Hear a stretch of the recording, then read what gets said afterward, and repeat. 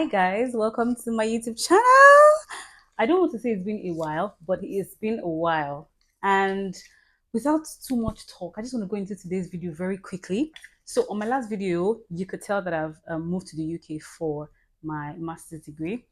And I've been here for like, wow, I've actually been here for like more than 6 months, 7 months, maybe even 8 months, because I was here. Ugh. Anyways, I've been here for a while, and like when you move to a new country, right? You expect to see a different culture and things like that. But I think some of the things I've seen in this country are pretty shocking. So I want to talk about them today. And without further ado, let's go right into the video.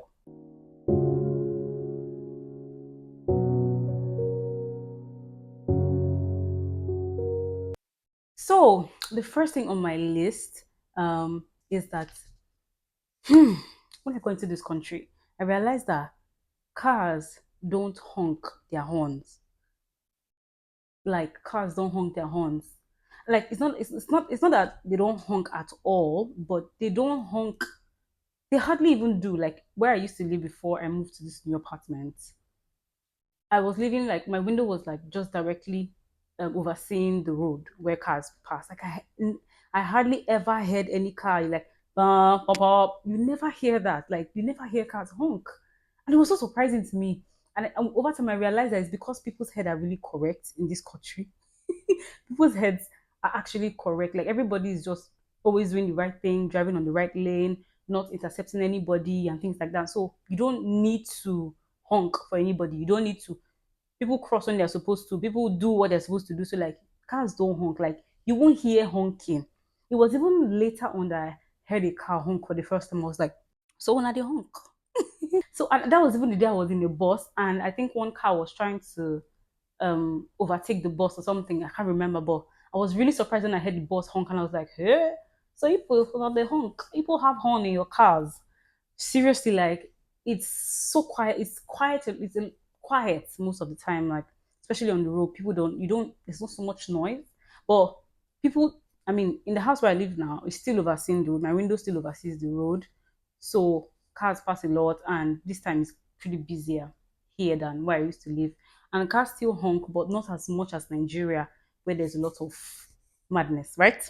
And number two is that traffic rules are obeyed, guy. Traffic laws are obeyed to the T. I'm telling you, like the traffic lights are always working, and people obey the traffic lights. Ma, anyway, come to Nigeria, please. People obey traffic lights even at 2 a.m. Like if I go to class to study or go to the library to study and I'm coming back home by 2 a.m. or 3 a.m. or 1 a.m., just ahead of me, I'm seeing the traffic light turn red. If there's just one car passing by that time, the car will stop because the traffic light is red. Even though there's nobody crossing the road, there's nobody seeing you. They obey, guy. They obey the laws to the guy. I think it's because sometimes there are cameras on the traffic lights. So if anything goes wrong and then they check those cameras and you were wrong, it's a very big problem because their fines are big.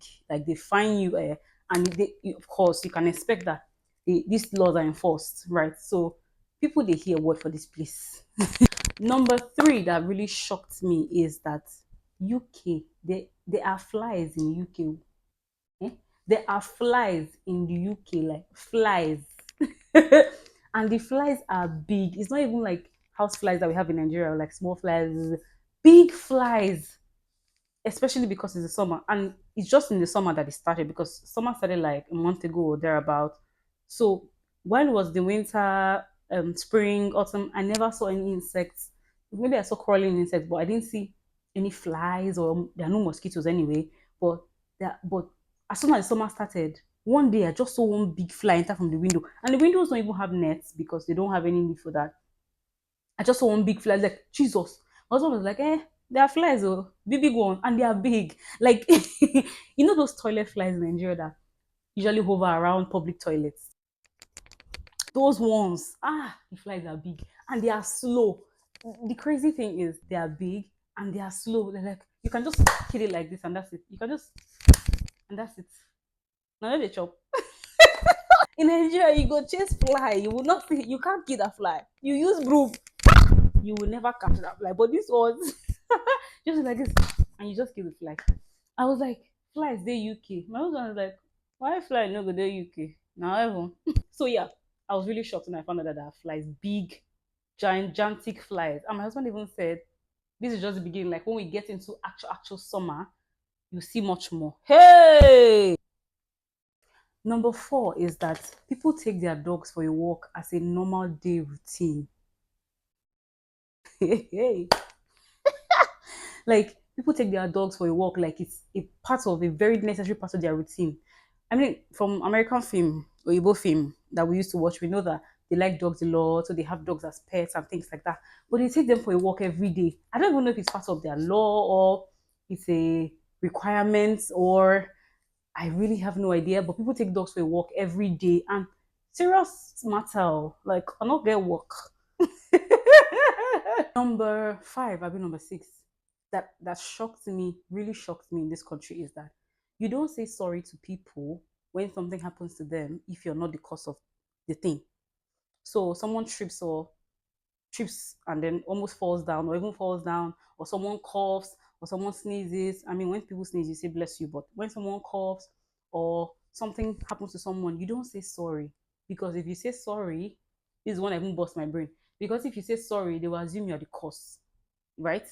So, but of course, there are things that will happen and you know you're not the cause. But if there's someone is looking for something that's missing, or maybe at work, somebody manager is asking who did something, or something bad just happened and you're saying sorry, they will assume you are the cause.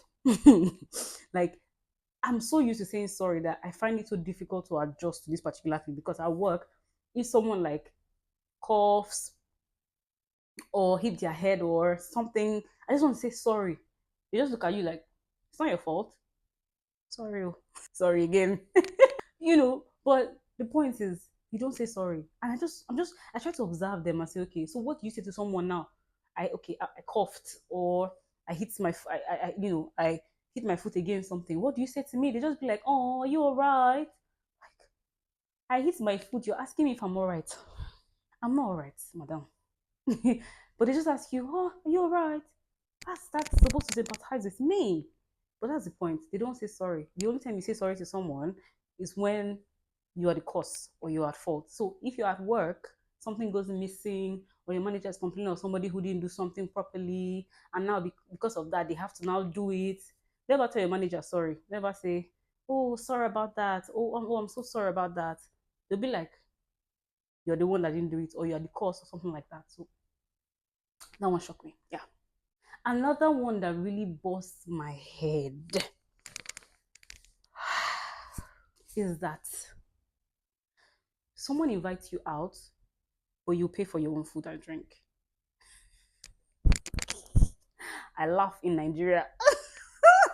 Someone invites you out to a party, to a hangout or something. You pay for your own drink, you pay for your own food. They're inviting you out for you to pay for your own things. Do you understand? Like it's not like somebody say, "Oh, come, let's hang out," and then they pay for you or things like that. No, they don't do that, and they don't even do all this. Nigeria, when you enter the bus or enter a public vehicle and you see someone and you now pay for them. Nobody does that.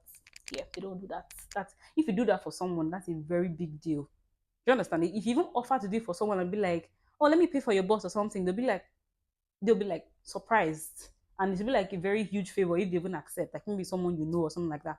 They don't do that here where they pay you for your boss, pay for your this, pay for your that. We don't do that here. Like they are so independent. Everybody's so independent. Even this our Nigerian behavior of always asking men for things, asking boyfriends for things, asking they don't do that. Everybody day or everybody get their own. Like, don't do that. If you start doing that, look at you like you go digger or something. And the very last one, like there's so much I want to talk about, but I feel like I might do a part two of this.